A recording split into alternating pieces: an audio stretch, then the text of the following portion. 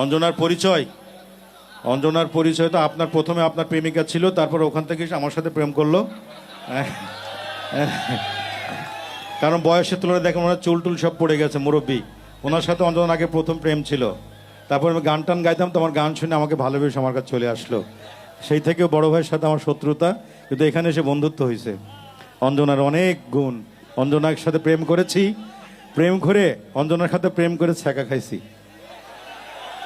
ছ্যাঁকা খাওয়ার পরে একটা হারমোনিয়াম কিনছি, কিনে গান শেখা শুরু করলাম।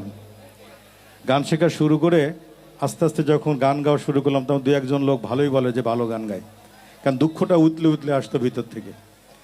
যা ক্যাসেট বের করলাম, মানুষ শুনলো, তোমার কোনো দোষ নেই, গান হিট হলো। আস্তে আস্তে তখন এই শুরু হলো গান গাওয়া। আর অঞ্জনাকে স্যালুট দিই এই কারণেই, ওর সাথে প্রেম না করলে এত সুন্দর কষ্ট পেতাম না, আর কষ্ট না পেলে এই গানও শিখতাম না। গান না শিখলে আপনাদের মতো কোটি কোটি মানুষের ভালোবাসা পেতাম।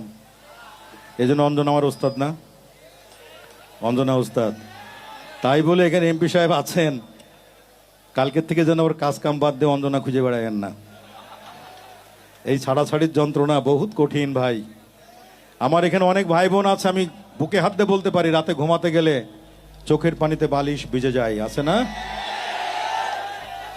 চোখের পানিতে বালিশ ভিজে যায়। সারা রাত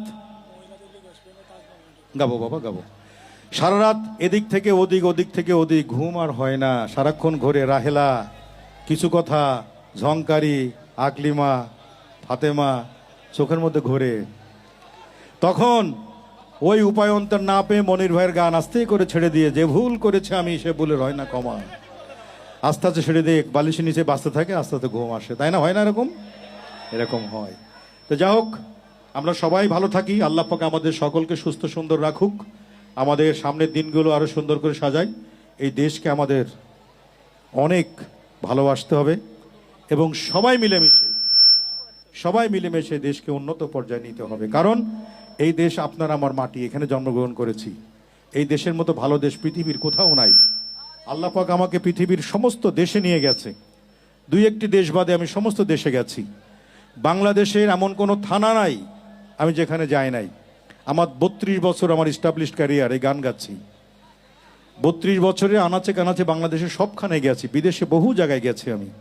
আমি দেখেছি আল্লাহ পাক আমাদের যে দেশ দিয়েছে, এই বাংলাদেশ সত্যি সোনার দেশ, একটি সত্যি সোনার দেশ।